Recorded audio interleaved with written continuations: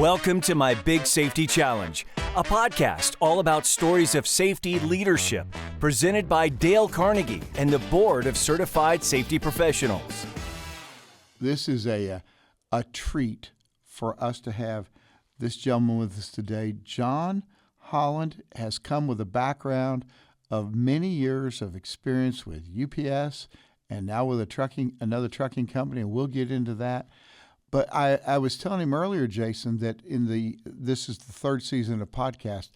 This is the first time that we've had somebody who comes from a transportation logistical background. So for all our listeners out there, it'll just be, a different slant. There'll be practical things that will affect everybody no matter what situation they're in, but especially folks in the transportation group will really be able to benefit. Yeah, so that's great. John, how in the world did you ever get started in safety? Well, for me, I was actually working in a hub environment, working, as you said, at UPS, and I decided to start going to school. I am the first one in my family of 9 kids to go to college. And were you the which? I'm what the was baby. Your birth order? The baby. I'm the baby. So I'm going to college, working in a production environment, loading trailers and unloading trailers, and started going to school. And when I started going, I found that I really like school. I mean, I like learning. I found that out about myself. So it took me 10 years to get my bachelor degree in communications. After that, I started going again. I got my master's in training and development, and really thought my path was going to be in HR. That's what I thought I would be doing. What attracted you to HR? I think people. I felt like HR should be understanding people, should be working with people, and I felt like I was pretty good at that. I felt like I was pretty good at listening and solving problems and looking at issues. And after that, I was still in operations, but I was going to go to HR, but at the same time, I was working on my dissertation in leadership education. And so I was told, okay, you go to safety for 1 year. We want you to get to safety because safety is under the umbrella of HR, and then you'll go to HR. So I did that, and then after a year, I fell in love with safety. I was really engaged in it. I did my dissertation on safety teams in ways. Some safety teams are better than others. Now, keep in mind the environment that I was in had approximately 200 safety teams, so I had a lot of data. And at the end of that time, I just fell in love with the safety. Had to go, when they went to move me, I had to go talk to the district manager. So it wasn't just that you could say, hey, I want to go safety, and they said, yep, okay. Oh, no. Bigger deal than that. No, I had to go talk to the main guy, the district manager, is a head of the entire operation in Louisville. And he said, John, why would you want to go into safety? I had plans for you in HR. I think it's going to hurt your career. And he said, I don't understand it. And so I told him, I said, Joel, I just found a niche that I feel like it gets me out of bed in the morning. I like working with people. And I said, if you think about it, my bachelor's is in communication, my master's is in training and development, and now I've got a doctorate in leadership. All those things work together when you're dealing with people and safety. So I feel like I could apply all those elements and be a very, very productive safety guy. And I've never regretted that decision. 33 years later, I've never regretted it. Now, John, in just a moment, I'd like to come back and have you talk about when you say, what was it that made you fall in love with safety while you were doing it? But just as you're thinking about that, Jason, you run with and hang around a lot of safety people. And is that a very common expression for people to say, I love safety? I'm just curious. What do you find? I think it's a great question, Merle. It's a very common expression for people that consider themselves safety and health professionals. I know I love safety. You see the stickers and the name badges and the so on and so forth. For those outside of the safety and health profession, I don't know if it's the most common expression or phrase. I love safety. I don't think so. At the same time, I think the paradox of that is it's the most important thing to every single one of us every single day and every single moment, because we can't move forward in life unless we feel physically safe. And there's a lot of talk about psychological safety in the profession. Well, you can't have psychological safety if you don't have physical safety first. If there was a cobra sitting in the 3 of the middle of us right now, we wouldn't be worried about a doggone thing except for someone getting and taking care of that cobra. We couldn't connect emotionally and physiologically because we'd be concerned about our physical safety. True. So tell us a little bit about this, John. So I'm curious, you referenced safety teams. Yeah. And you did a lot of study, a lot of research around safety teams. What do you mean by safety teams, to specify? And then what was the difference between maybe good performing versus some of the best performing safety teams? What'd you see there? Yeah, great point. Safety teams are teams that get together and they talk about root cause analysis. They talk about previous injuries that maybe have happened in the past month.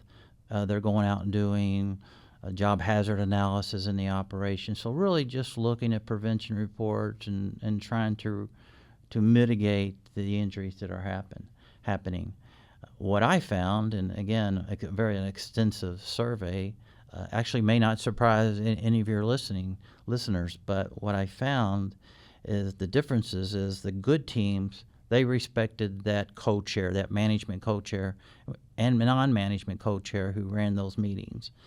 The good teams, the management co-chair would stay there for the entire meeting. The teams that didn't do so well, the management co-chair went in for those meetings to check a box, to say I was here, and then left. And then what caused problems with that is there was a decision to be made. And now that manager co-chair who just checked out, no one can make a decision because he or she's not there. And so the teams became very frustrated. The good teams always recognized their people. They attended the meetings. They started the meetings on time, which was a big deal. And they recognized the group. The other side of it, that wasn't happening. So definitely a disparity in the teams. Yeah, you said a few different things there. First is, the teams respected the leadership, I'll just say. They respected the leadership. And what I heard there is something our previous guest referenced was intention. So is your intention as a leader to, quote unquote, check the box, because that's going to show up for your teams? Right.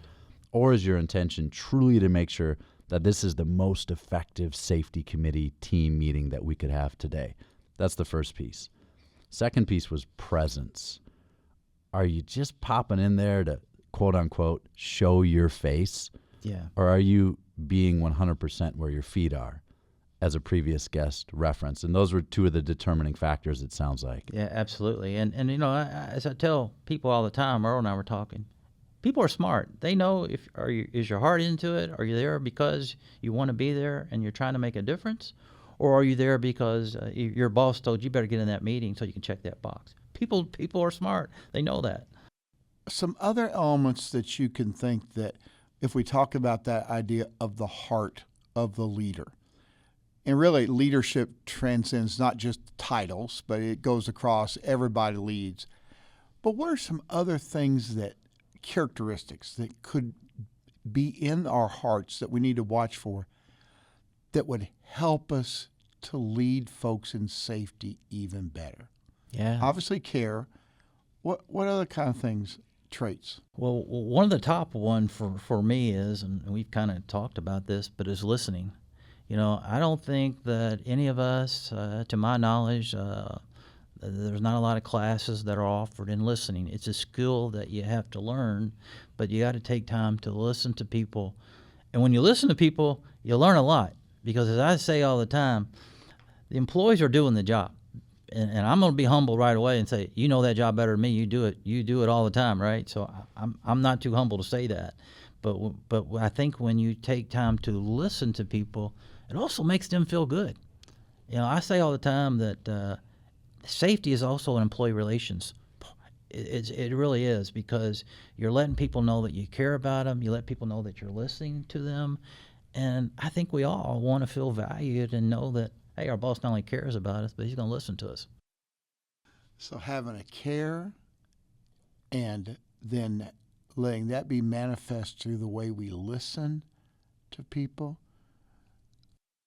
I mean, what do you think that does to a person to connect that with them, decide to embrace a safety lifestyle, a safety way of thinking? How does caring, listening, or maybe any other trait lead people toward that? Yeah, I for me, Merle, it definitely builds relationships with people, and I like to think I'm a relationship type of guy. I don't manage a whole lot of safety through email, although I have to communicate through email. But I'm maybe a little bit old school. But I pick up the phone and call people a lot. I'm on the phone a whole lot because at that same time, I'm building relationships. I had an employee, a manager yesterday, was kind of new to the company. I called him on the phone. I said, I've never talked to you before. And so we ended up talking for 30 minutes. I found out some things about him I did not know. And again, he's going to remember that conversation. And again, it's just for me making that connection, because when people know you care, then they're going to care too.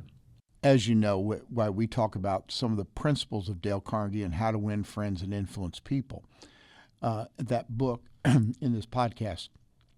And what you've been describing really fits the model of what Carnegie was teaching in those principles. There's 30 principles, but there are 3 broad categories of those. First of all are the principles that help us to connect with people, to have a genuine connection with them where they can see who we are, we get to see who they are, we learn about each other. And then we build upon that to get the spirit of collaboration. We're a team. We make it where it's safe and good to work on a team through putting these principles into practice. And then ultimately, the principles show us how to lead and guide and direct other people. And we've often said that it's very difficult to lead and direct until you earn the right and you connect. I agree. If not, you're just barking orders. But once you make that connection, that's the real start. Mm-hmm. How have you seen that in your career, maybe even with a particular person? Well, I can tell you, just recently we were talking about how we communicate with drivers, and we'll send messages out to them on their ELDs daily. It's an electronic logging device, but they can get messages on the tablet, and we send a quick messages out. But I've had drivers just this past week say, John, it's so nice to work for a company like Venture Logistics, to know they care about their drivers. And so we make connections every single day. And, you know, for me, and I was telling you a story about when I was doing my dissertation, I had a 80-year-old nun named Sister McCorcoran. And, you know, she was really a gem in my life, and she was always talking about the principles like you're talking about, caring for people, doing the right things. And one of the things that she said to me, she's passed away now, but one of the things she said to me, it's over 20 years ago, and I still remember it like yesterday. She said, John, just remember, congratulations on your dissertation. You've earned it. But remember, you have a right, you have a responsibility to go out and do good for mankind, is the way she worded it. So to this day, I take that very seriously. I'm trying to do the right thing, care about people, and as any safety professional does. So, John, you know, some of the things that you've said or that I've heard you say over the past few weeks, you know, things like what gets rewarded gets repeated. Yeah, Jason. It's sticky, it's catchy, it's memorable language. You know, hard conversations are easier when you build relationships. Well said on that. I totally agree with that. Well, you said that. I'm just repeating back to you what you said, so it is well said. I knew it was a smart guy. It had to be a smart guy that said that. and you know, that there's a lot of things that world-class companies do, and 2 of them for sure are they catch people working safely, and then they let them know because they understand what gets rewarded gets repeated. But then number 2, what I want to hear from in your perspective, is when they find unsafe situations, they correct them, and they correct them immediately. Yeah. Because I think it's a military phrase that standard unenforced becomes a new standard. Mm-hmm. And so we walk by Great something or someone, that's the new standard that we just set. How do you, because you're so relationship focused, how do you handle those hard conversations to make sure that the relationship stays intact, or ideally actually grows as a result of having some of those tough conversations? Yeah, I mean, I think as a safety professional, number one, you have to have that ability to have that hard conversation, especially with management. I know we talked a few weeks ago, and Merrill asked how does that go with management that are levels above me. And I think as a safety professional, you have to have that ability to talk to people above your head. You do it in the right way, and you do it professionally. But if you don't have that conversation and you're turning that head because that person might be a level above you or 2 levels above you, you're not going to be an effective safety person. You're just not. And so while that's very difficult at times, you got to be able to do that. Now, I will tell you, as far as employees, I think that the number one thing I think as a safety person, if you walk by something that's unsafe, man, somebody saw it. And you just set yourself up down the road where you turned your head. You can never turn your head to things like that. But how my approach is, I may go up to you and say, Jason, hey, you're doing a lot of good stuff here, but I'm not sure if you noticed, but you're doing a lot of, let's say, twisting. You're not stepping, you're not pivoting, you're just all twisting, and you're going to have back problems. You may not even been told that before. So I think it's the way you come across, but you always address it. You have to, but you don't. You address it in a positive way. So address it in a positive way is what I'm hearing. And is it that you maybe lead with the positive first, find something, catch someone doing something well, and then maybe if you need to provide some coaching, follow up with that? Or what would that look like? Absolutely. How can people do that? That's a great point. I do think you when you go up to somebody, you lead something with a positive, because in safety, in our jobs, let's face it, there can be a lot of negative, right? I mean, there can be, so you have to work at it. But I think you always start off with a positive and close and commenting, because I know the employee's doing something good. There's no question about it. So you want to highlight that positive, but then you close with the what I always say, an opportunity to get better. And you close with that and say, listen, but here's what we can do better. We've noticed that we've had just certain types of injuries, or we've had these. Keep it in the trucking world, we've had these certain violations, and we want to get better, and here's why we don't want to have these violations. And then I like to tie it back into them personally and their health and say, don't want you to have this issue. Got it. So making it about them at the end of the day. Yes, absolutely. Make it personal. Beautiful. And I would even say there's a couple of principles there that you were putting into practice. Principle number 13 is begin in a friendly way. None of us like somebody coming up like, what in the world are you doing? Why are you doing that? Right. That's obviously, it would seem like that's obvious and common sense not to do. But there's something about starting in a genuine, friendly way. And then even in those leadership groups of principles, he says, begin with praise and honest appreciation. I like that. And see, that's the way to start. Yeah, I totally agree with you. I tell people all the time, you could be the most knowledgeable safety person in the world. You really can be. But if you don't have the ability to connect with people and to work with people and to do the things that we're talking about here, you're going to have a hard time. You just can't be that way. You got to be a people person. But as I said back early, if you don't have that ability to have that tough conversation and kind of lay it down, we're not putting up with this because we care about our people. We're going to keep them safe, and this has got to change. It can be a tough conversation, John. I appreciate you bringing that up. And I just had a plant manager share with me a few weeks ago, and he said this. He said, it can be a tough conversation, but what's a tougher conversation is having to have a conversation with a friend or family member explaining why you didn't first have that tough conversation with the person that now is injured or experienced an incident. So it's kind of the cost benefit. Are you willing to have the courage in this moment to have this conversation that needs to happen? especially if it's around someone's safety, health, and well-being? Or are you going to unfortunately have to have an even more difficult conversation with one of their loved ones after the fact?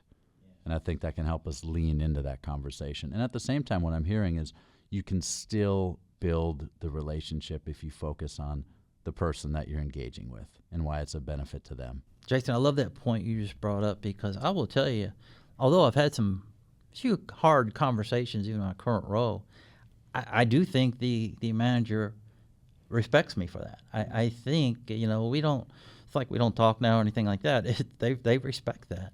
But for me, I read something the other day, and I really found it interesting. When you think of people who are really passionate, sometimes you think, well, they just love their job.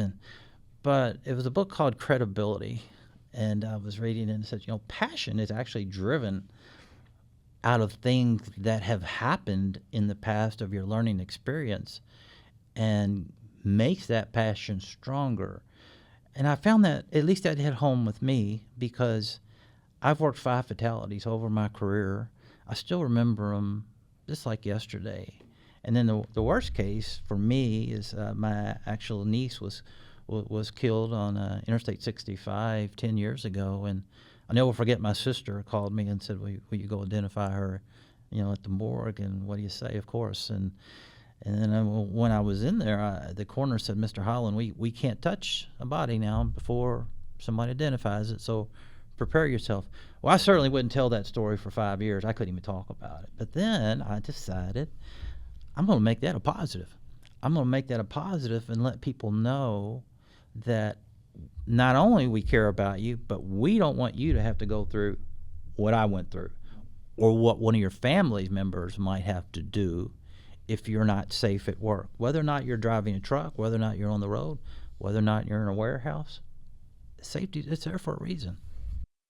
Now, Jason brought up a word that I'd like you to relate to, John, for a safety professional, is the word courage.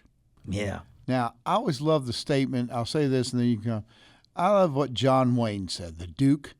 He said, courage is being scared to death, or as we would say in the country, scared to death. Courage is being scared to death, but saddling up anyway. Yeah. So sometimes we think, oh, that guy's got courage. That doesn't mean there are not some fears inside. Talk to us about why courage is so important for us safety. It takes courage, and what I mean by that, going in and having those difficult conversations, I can tell you it's stressful. It is. It's not like, boy, I can't wait to go talk to this guy 2 levels above me today. That's going to be fun. It's not like that. It's anxiety. It's stress. It's uncomfortable.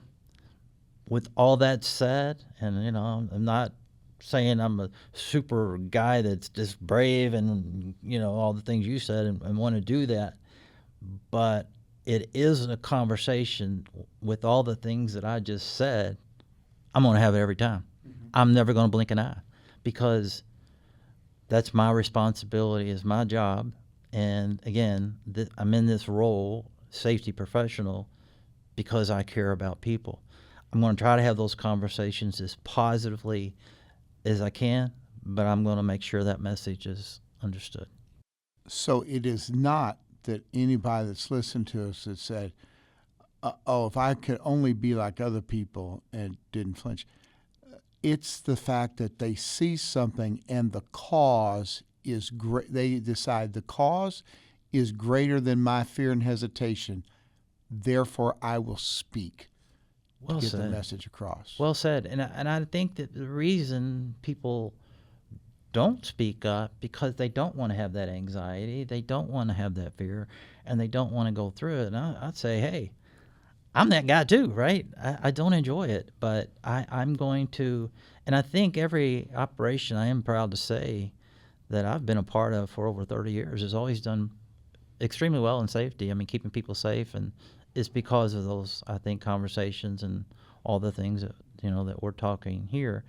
I will say it really helps, like the owners at Venture, when I hired on there with the Greg Eddy, Jim Rappin, Justin Weber, those guys, I mean, man, they support me. And my boss, Jim Rapp, he supports me 100%. Not just, maybe, but no, he supports me.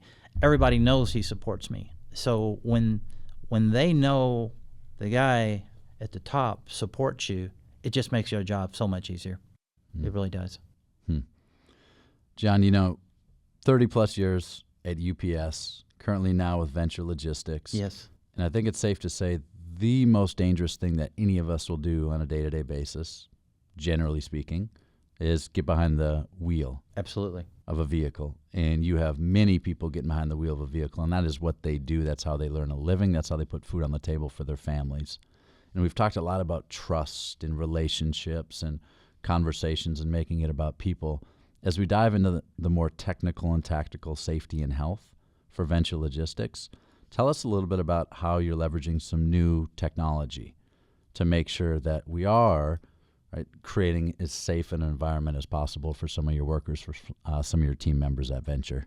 Great point, Jason. Thanks for asking that. We have invested in a company called Samsara, but they're cameras in the vehicles, inward facing, outward facing. And I think the biggest myth I want your listeners to hear, because you hear this sometimes, is, the company's spying on me and they're watching me. Well, aren't they? Yeah. Aren't they? Well, not like they think. I'm just. We're looking at the behaviors, yes, but I think some people think we sit, and I mean, truthful here, that people think we sit there all day and watch them every little thing they're doing, and they try. No, when there's alerts that are going to go off. So if a driver's on his cell phone, I'm going to get an alert on that. I'm going to see that, right? If a driver's speeding down the road, I'm going to get an alert on that, and I'm going to see that. So if you're doing all the right things, we won't even be talking to you. But we're using this technology to reduce our speeding violations, to make sure that we're wearing our seat belts properly as we should be, to make sure that we're not on our cell phone. And as I tell the drivers, by the way, these are all not venture they are venture policies, but there's a higher cause here. These are DOT, our government regulations. So you can't go down and have a cell phone in your hand. You can have a Bluetooth, but you can't have a handheld phone in your hand. You can't speed down the road. I had a driver, just to your point, Jason, about the technology. He didn't have a seatbelt on. I called the driver. I said, "Hey, you gotta wear the seatbelt." And he goes, I'm in a hurry, and I just didn't put it on. And I'm in a hurry because and he was also speeding, by the way. And he said, I'm in a hurry, and I got to put food on the table, John. And we're just in a hurry. I said, okay. I listened. I was listening to him. So then I talked.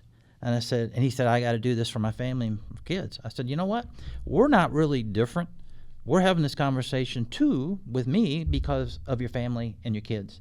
Because if you don't wear that seatbelt and if you continue speeding down the road, then one day you're not going to go home to that family and kids to put food on the table. I think I made a connection with that guy after that. But we are definitely using the technology, and I can tell you it's making drivers safer on the road for 100%. And that's the key point right there. My wife and I, Malia, we've got a 6-month-old at home, first baby boy. Congratulations. Name's Revel. Thank you so much. Yeah. And it's amazing. I drove about 80,000 miles a year when I was in sales for a certain company, and about somewhere between, let's say, 30 and 50%, depending on the day, of people were distracted while driving. I believe it. And I think about that, and I think about not only their own safety, but now that, especially when I've got my 6-month-old son in the back, I am grateful that companies have, number one, created these technologies, and number two, companies like Venture have invested in them, right? Because I don't want someone, whether you're driving an 18-wheeler or whether you're driving a Mazda 3, whatever it happens to be, I want to make sure that your eyes are on the road for your own safety and everybody else's around you. Tell us again how you really help your drivers understand that it is about them, but it's about the thousands of other people that they're going to interact with, engage with on a daily basis. We have a policy, and it goes through. So if you're on your seat, if you're not wearing a seatbelt, or if you're speeding, you're going to get a coaching form. And these coaching forums are one-on-one with the driver. And then not only that, and this is really powerful to me, and it's mandatory for us, that driver has to also come in off that road and watch his behavior or her behavior. So now, Wow. you know, Well, you have what have you seen that do, John? I mean, have you sat there before where they're all of a sudden saying, what kind of reaction you getting? often I hear, I didn't realize, or I'm embarrassed. Yeah. So I will say, you know, the drivers on the road, that's a tough job. And I want people to drive, our drivers to know, everybody at Venture, and I say this from top management, top owners down, we really do care about the drivers. Some people say those are words, and I get that. We really do care. So by caring, you have to be able to review those behaviors and let them know that we do not put up with it. Now, if it continues, it could also, someone could lose their employment, and they will lose their employment. Well, and it's, you know, every elite team on the planet, let's just look at athletics here. After every game, they watch game film. Right. And they watch game film, and the coach says, wow, you did that really good. That's a plus on the scorecard for that play. Yeah, that play, not so much. That's a negative on the scorecard. Cameras, to me, are a coach. Cameras are a coach. And imagine a coach, imagine Nick Saban seeing his players either doing something well or not doing something well and not saying anything. Then what's the point? Why do you have a coach, a.k.a. why do you have cameras if you're not actually going to use the cameras to coach and make sure people understand we don't want to do that, let's do less of that, and then let's do more of this. That's what I'm hearing. The cameras are being used at Venture as a coach. As a coach, and well said. And that, I couldn't say it any better than you just did, but it is absolutely a coach. And then we bring the drivers in on certain things, the behaviors, and we coach them, and we go through the videos, and we have them, so we have it on record that we did have that discussion. Now, I have heard of some organizations that would take the film, and when someone would do something right, they would oftentimes still block their face off, not to do it, but just say, now let's just take a look at this. Look at how this person does it right. It can also be used as a tool to continue to reinforce right actions. 100%. So what we have done, we have, with the cameras, we have revamped all of our driver orientations. And we actually do that, Merle. We blur the face out. We show the good behaviors because, as we just discussed, there's always a lot of good. And I think you have to always remember that. In fact, a lot of times more good than bad, right? So we review those in the orientations. We blur out the faces. And then, again, that's another good coaching tool. The one thing I like is that the messages that I was telling you all, we send out daily, my managers and I, we all take a turn a month. But when we send out messages, we get something back from the DOT. When they get pulled, our drivers get pulled over, a lot of times, most of the time, we get clean inspections. Well, that's a badge of honor because you just got pulled over by the DOT. That officer walked around the truck, gave the driver a clean inspection, and then we get a report on that. Well, we were talking about starting out with something positive, Jason, and when we send out the messages, we'll say, just before we start out, we want to congratulate Merle and Jason yesterday. These two drivers had clean inspections. Congratulations, guys. Awesome job. And then we'll go into other things. And that's the principle that goes along with praise the slightest improvement. Praise every improvement. Be hearty in your, here's a word nobody understands or knows, be hearty in your approbation and lavish in your praise. Now, fellas, if I hadn't been doing this role, I wouldn't know what approbation was. You guys probably would. But what approbation really means is the stamp of approval. So be hearty with your stamp of approval, and that's what you're doing. I like that. No, I didn't know that word. I'm probably going to write that down when I leave here. Well, we get educated in these podcasts. Well, and it circles back to what John said earlier. You know, I'll just use my words, but praise in public, criticize in private. Yes. Yeah. And that's what you're using, again, the video, the footage from the cameras, a perfect DOT inspection to praise the drivers in public. Yeah, great point. I appreciate you pointing that out. You know, it's interesting, a lot of the principles that you're bringing out, and Jason, that you're bringing out, it's nice to hear, you know, we're definitely doing some good things. And John, as we were chatting things up before we got started today, you know, we referenced this idea that facts tell, stories sell. And I think in safety, we often use data, facts, metrics to try to sell when all they really do is tell. And so tell us, in preparation, you referenced storytelling and how that can be really effective for influence and persuasion for the right reason, for ethical influence. Absolutely. How do you, at Venture, how do you use storytelling to make sure that we're selling the right thing and then not just inspiring hearts and minds, but actually moving feet so we create the right actions? What does that look like? Oh, I think you're exactly right. I think storytelling is just so powerful. But I'll tell you, Jason, for me, what was interesting, I told you earlier I had worked 5 fatalities. And I almost feel guilty a little bit because on my end, when I'm working 5 fatalities, I'm working with the insurance, I'm working with the accident investigation people, I'm trying to get the training, get the facts. I never really thought, that somebody on that other end, those other 5 are doing what I'm doing today. I never thought that. I just didn't. I couldn't go there. But now I'm thinking, wow, I'm on the other side of this thing that I've had to go through 5 times. So I use that story when I'm having those conversations with people. Tell them, listen, you haven't seen it, and a lot of people haven't. I don't want you to have to see it, and we're not going to see it here. We're not going to do that.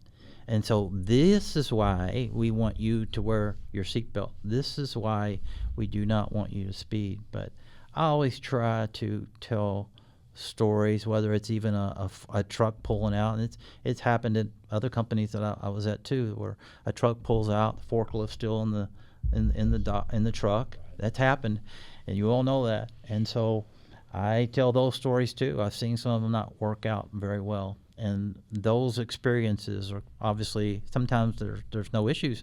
They're near misses. We still have a call to try to figure out what happened so it don't happen again.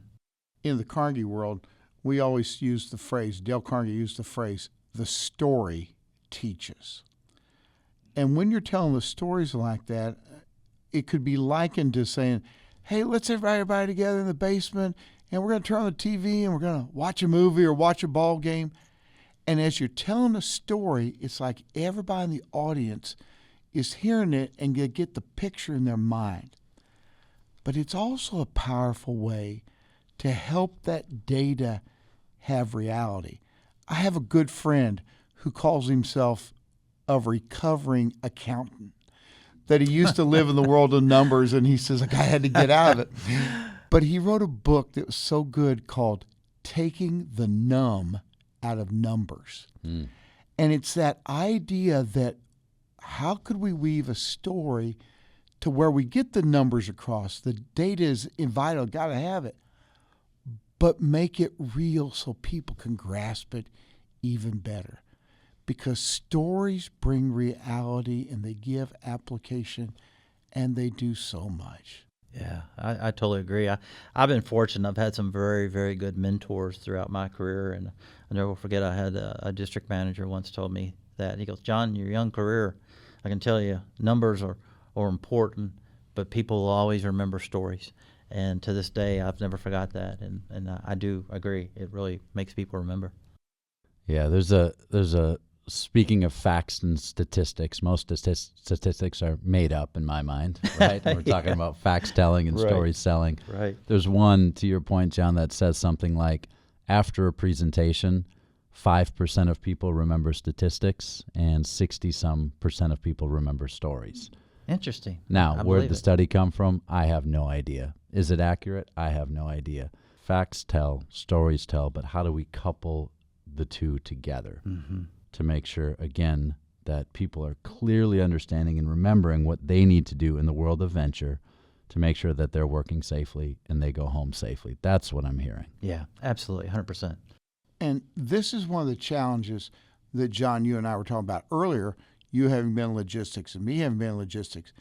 When I first got into it, it was like, well, wait a minute. It's not like a factory where everybody is under one roof and I can go by and glance. And you got people here, there, and yonder, every which direction. Right. Very independent and all. So getting the message across that stays with, like your daily messages to people, so powerful for people to do.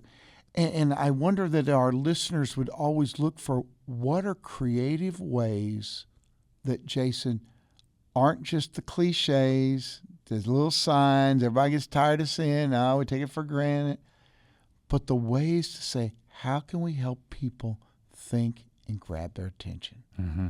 That's the challenge. That's the challenge. And again, I think the more that you can connect, Merle, you're so right. I mean, we've got drivers, all different schedules, 24 hours, all around the clock. It is challenging. But the one thing that I'm actually encouraging now is that not just me sending out, but I put a message out last week that said, just remember, people in general want to hear from their boss, right?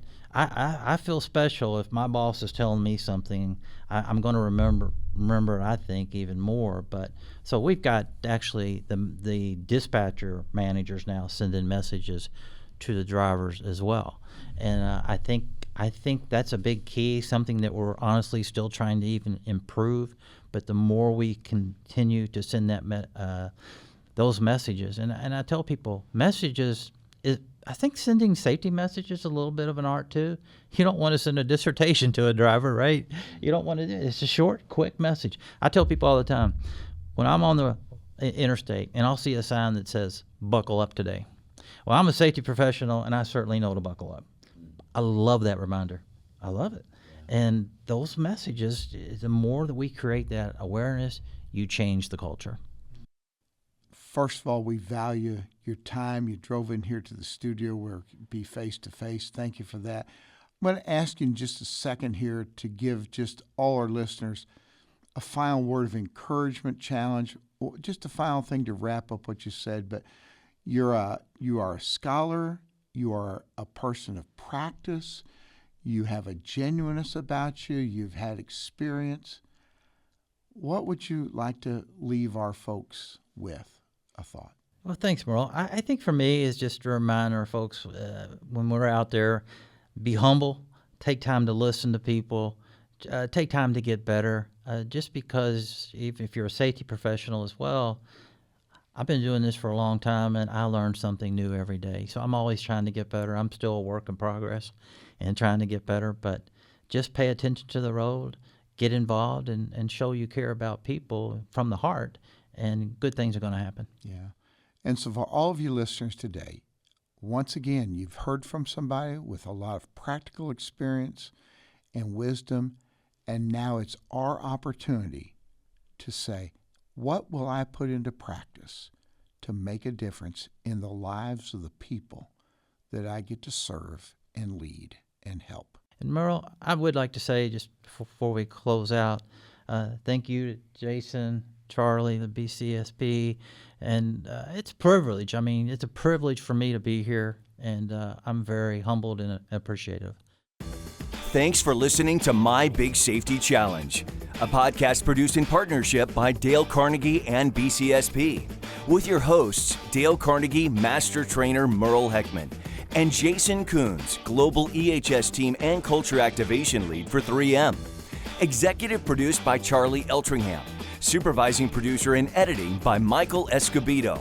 Directed by Michael Escobedo, Joel Burgai, and Giachi Liu. Graphics by Giachi Liu. Editorial support from Brendan Mohawk. Consulting producers are Colin Brown and Mark Sullivan. To have new episodes delivered directly to you, please subscribe on Apple Podcasts, Spotify, or wherever fine podcasts are downloaded. If you would like to share your story of a safety leadership challenge you faced, email us at info@mybigsafetychallenge.com. See you next time.